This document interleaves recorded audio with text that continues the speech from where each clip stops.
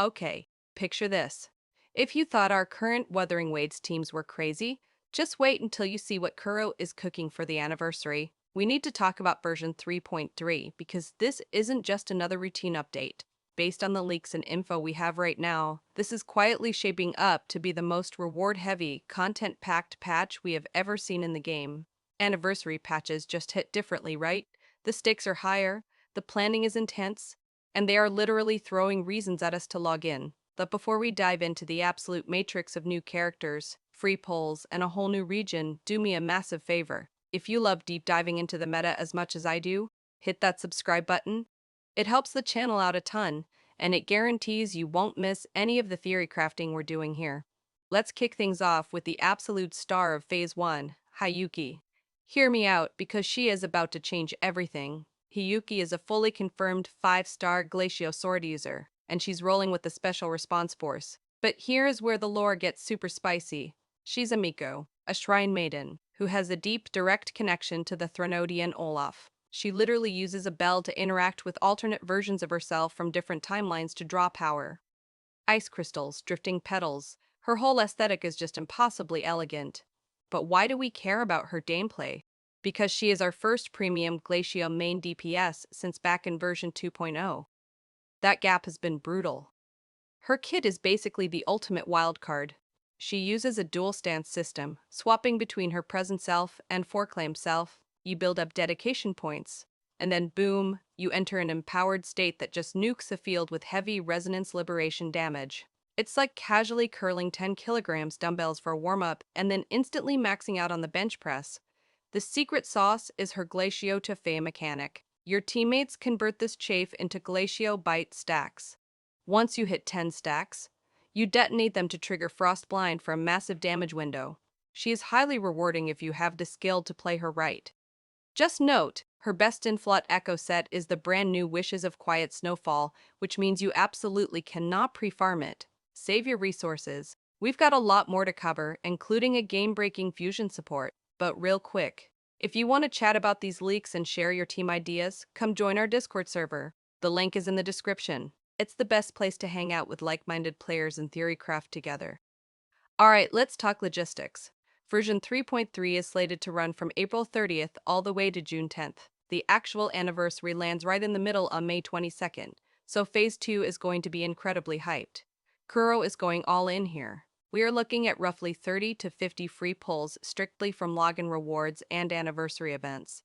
That doesn't even count the Asterteal farm from exploration.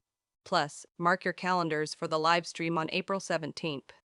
They are dropping 3 redeem codes worth 300 Astrid, but they expire in 24 to 48 hours. Do not sleep on these codes. It is the easiest way to lose out on free currency. Moving into Phase 2, we have Denia. She is a confirmed 5-star fusion character using a rectifier. On paper, she's just a professional slacker and a student at Star Torch Academy's Department of Void Matters. You know the type, sleeping through the front row of lectures. But under the surface, the leaks suggest she has a hidden affiliation with Freitas, which is making the lore community lose their minds. Meta-wise, Denia is your account's new best friend. Usually, supports are totally locked into one specific team style. Not her. She brings a dual-role template that perfectly supports both Fusion Burst and Toon Break compositions. She is the ultimate Swiss Army knife. Her new Sonata set, Reel of Spliced Memories, boosts Toon Break after inflicting Toon Rupture or Toon Strain. Break teams have been starving for a buff like this. If Hiyuki is the queen of Glacio, Denia is the backbone of Fusion. Both are officially drip marketed and locked in. But 3.3 isn't just about banners. We are getting a whole new region called Glue Field. Expect 4 new exploration zones dripping in a beautiful cherry blossom aesthetic, all centered around a massive tree that is definitely hiding some deep lore. It's less about massive scale and more about incredible atmosphere to wrap up the La Roy arc and the climax of Chapter 3. Oh, and a quick warning, the new tactical hologram boss is Skillum. This guy packs heavy Spectre resistance. If you rely purely on Spectre teams, he is going to make you sweat, so start building your backup rosters now. Also, make sure you finish Chapter 3 before April 30th so you can dive straight into the new content on day 1. Now, let's talk strategy because version 3.4 is where your wallet might actually start crying. We are expecting the massive Cyberpunk collaboration roughly 6 weeks later in early July. The leaks point to Lucy as a 5-star Spectro unit and Rebecca as a 5-star Havoc unit. Historically, collab characters do not get reruns. Once they are gone, they are gone. There's even a rumor floating around that Rebecca might be given out for free. But keep your expectations in check because that is not officially confirmed. Also in 3.4, we are expecting Lucilla, a 5-star Glacio sub-DPS. If you are pulling for Hiyuki in 3.3, Lucilla is going to be the missing puzzle piece to push that team's damage ceiling into the stratosphere. So this patch cycle is brilliant, but it is brutal on our savings. Do you pull Hiyuki to establish a dominant Glacio team?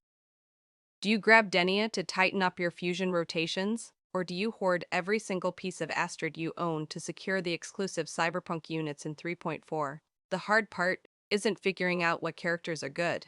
It's figuring out what is good for your specific account. I want to hear from you guys. Who are you planning to pull for and who are you pairing them with? Drop your stash counts and team ideas down in the comments. I'd love to read what you guys are cooking up. Until next time, stay patient, stay sharp, and I'll see you in the waves.